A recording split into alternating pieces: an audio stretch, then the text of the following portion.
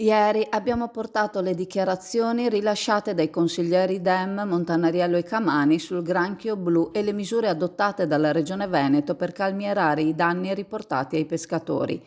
Oggi alle loro parole ribattono i consiglieri della Liga Veneta Dolfin e Cestari.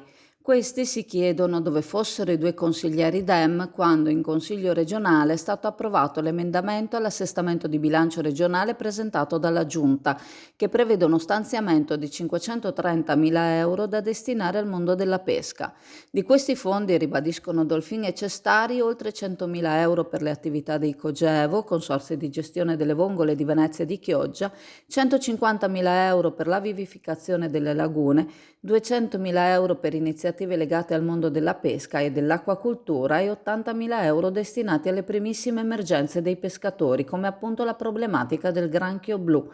Se, secondo i consiglieri del Partito Democratico, questo €500.000 sono bruscolini o una semplice pacca sulla spalla come è stata definita, significa che non hanno contezza delle finanze e del bilancio regionale, sottolineano. A questi finanziamenti della Giunta si aggiungono i quasi 3 milioni di euro per combattere l'invasione del granchio blu, cioè il finanziamento deciso dal decreto legge del governo. Si tratta di un'emergenza nazionale e deve essere gestita a livello nazionale. Secondo Dolfin e Cestari, i due consiglieri del Partito Democratico dovrebbero informarsi meglio sull'operato dell'amministrazione regionale che essi stessi rappresentano.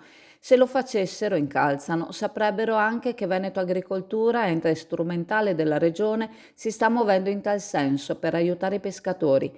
Purtroppo, concludono, si sta strumentalizzando ancora una volta un'emergenza per affrontare la quale servirebbe fare squadra, cercando soluzioni condivise per raggiungere l'obiettivo, che in questo caso è aiutare i pescatori, indipendentemente dal colore politico. Proprio qui abbiamo delle cozze alla tarantina, cozze con il pomodoro già così in vaschetta, già pronto.